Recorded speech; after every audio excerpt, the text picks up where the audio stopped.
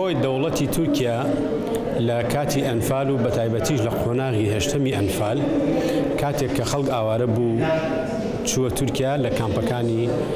ماردین لە دیاربەکر لە 3 کەمپیوتر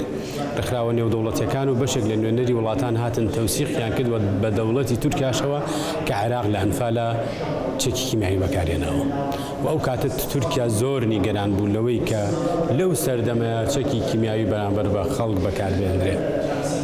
بۆ ئەم بابەتەش پێویستەکە بزاندرێ بەکارهێنانی چەکی کیمیاوی تاوانێکی نێودەوڵەتیە. قانونی نێودەوڵەتی هەیە بۆ قەدەغەکردن و سزادانی ئەو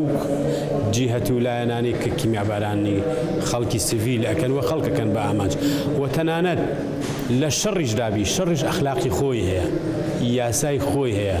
بە پێی ئیتیفاقی جنێڤی ساڵی 1949 بە پێی ئیتیفاقی جنێڤ و پرۆتۆکۆڵەکانی لە ساڵ 1970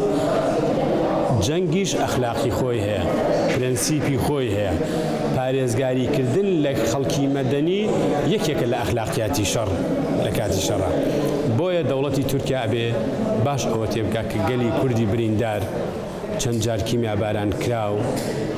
و هەمیشە کە محەڕەزە بۆ تاوانی نێودەوڵەتی بە گومانەوە ئەڕوانێتە هەڕەشە و لێدوانەکانی کاربەدەستانی دەوڵەتی تورکیا. بەکارهێنانی چەکی قەدەغە کراو لە سایەی هێزی ناتۆ کە تورکیا یەکێکە لە زیلهێزەکانی هێزی ناتۆ بەر لەوەی ڕەخنەبێ بۆ تورکیا ڕەخنەیە بۆ کۆمەلگای نێودەوڵەتی. داواکارین کۆمەلگای نێودەوڵەتی نەتەوە یەکگرتووەکان ئەنجومەنی ئاسایش بێن تحقیق بکەن لەوەی کە دەوڵەتی تورکیا چه هەڵس و کەوتێک بەرامبەر بە خەڵکی کوردستانی عێراقەکە بە گوندەکانیەوە بە خاوڵاتی سڤیلەوە و لەژێر سایە و بیانووی شەڕ. خەڵکی کوردستانی عێراق بە هیچ جۆرێک شەڕی هیچ لایەک ناکەن و شەڕی هیچ لایەکیان نە پێ باشە و چارەسەری دیموکراسی چارەسەری نیشتیمانی چارەسەری هەر چارەسەرێک هەر تەرەفێک لە پەڕی دنیا بۆ ئەم پەڕی دنیا بۆ مافی ئینسان دەیکەن کورد ڕازیە لە کوردستانی عێراق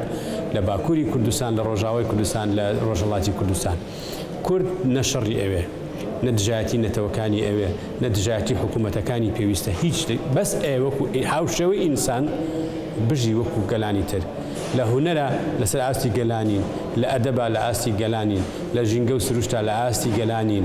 لە ژیان دۆستی و ژینگە دۆستیا لە ئاستی گەلانین لە داوای ماف و پارێزگاریکردن لە مافی ئەوانە پارێزگاریکردن لە دینی نەتەوەکانی کە هەر چوار دەوڵەتی لەسەر دامەژراوە لە هەر چوار دەوڵەتەکە سەلاحەدینێکی ئەیوبی تێدا نییە بۆ ڕوبەڕووبوونەوەی سەلیبیەکان و دژایەتیکردنی ئەو کەلتورێک کە غایبە لە ڕۆژهەڵاتی ناوەڕاست. کیان سەلاحەدینی ئەیوبی هەبوو بۆ پارێزگاریکردن لە ئیسلام و لە ئازادکردنی ڕموزی مسلمانان کە قودس بووە. لەبەر ئەوە کورد مافی بەسەر حەقی بەسەر ئەوانی ترەوە هەیە و پێویستە هەموو نەتەوەکانی تر هەموو دەوڵەتەکانی مانتیقەکە دوای جێهێشتنی سەدەی 20ەم کە سەدەی جینۆسایدە ئاوڕێک دەنەوە لە مەسەلەی یاسای نێودەوڵەتی جارنامەی گردوونی مافەکانی مرۆڤ و ڕێگە بدەن کورد هاوشێوەی ئەوان بژی. بۆیە تورکیا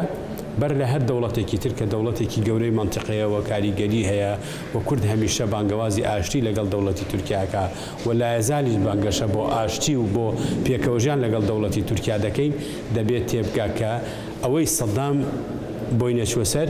هیچ جیهەتێکی تر و هیچ دەوڵەتێکی تر و هیچ دەسەڵاتێکی تر بۆی ناچێت سەر و شانازی لە مێژوودا تۆمار ناکە.